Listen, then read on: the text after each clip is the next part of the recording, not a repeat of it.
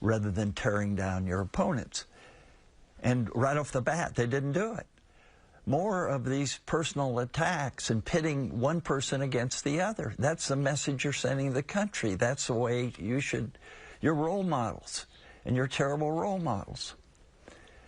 So I don't know how we could support them. We traveled to Wichita, the headquarters of Koch Industries, where the 80-year-old CEO, Charles Koch, the 9th richest person in the world, according to Forbes, works every day, paying with cash to eat in the company cafeteria and taking the stairs to his third-floor office. It's the Koch brothers. To their critics, Charles and his brother David are the money manipulators, a powerful and secretive force driving an ultra-conservative agenda with their vast wealth and anonymous donor network. When you look back on hundreds of millions of dollars in electoral politics, what have you gotten for that? Well, I've gotten a lot of abuse out of it. Yes. You've been called un-American. Yeah. On the Senate floor. Yeah. Well, I'm out there.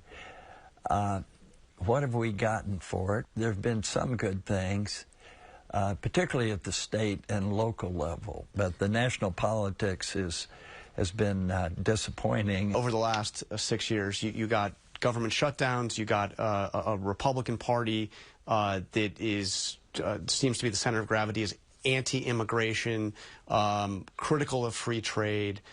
People say you control the Republican Party because of all that money. Well, if I control the Republican Party, we would not have a two-tiered system. We would not have a tax code that subsidizes the wealthy. We would get rid of all of that. So obviously, I don't control anything. So many people in the country now look at the American economy and they say it is rigged. The rich get richer, and that, you know, working class person has a hard time getting by. Wages are stagnant. They say it is rigged. It's rigged by those at the top.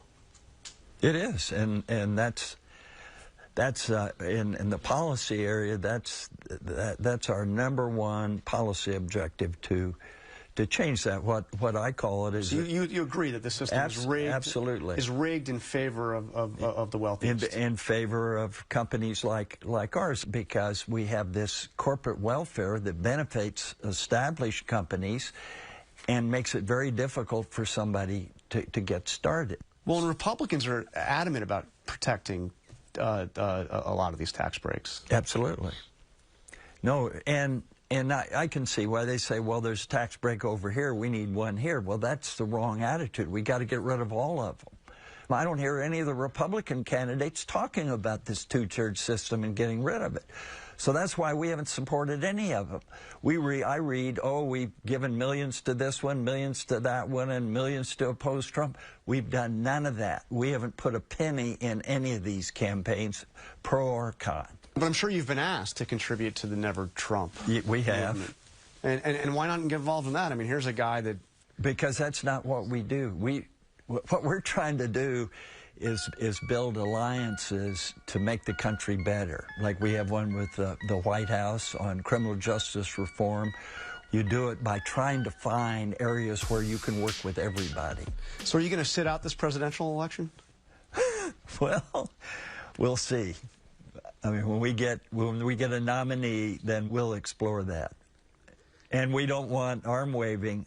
We want to know specifics. What did you think when you first heard Donald Trump's proposal to put a temporary ban on all Muslims coming into the United States?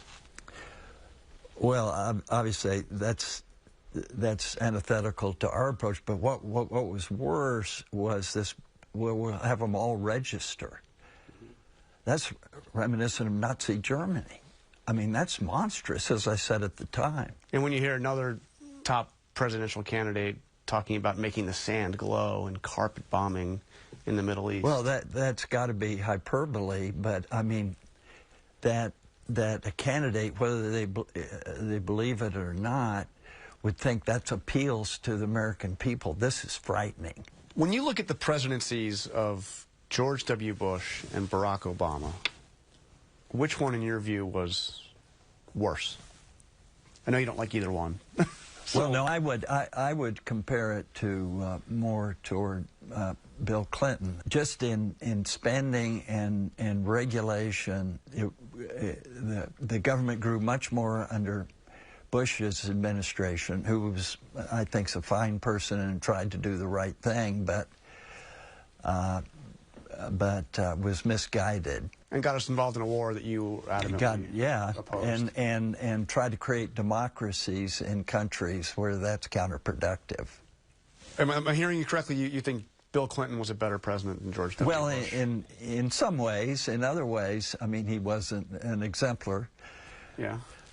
But as far as the growth of government, the increase in spending on restrictive regulations, it was 2.5 times under Bush that it was under Clinton. So is it possible another Clinton could be better than another Republican it's next possible. time around? It's possible.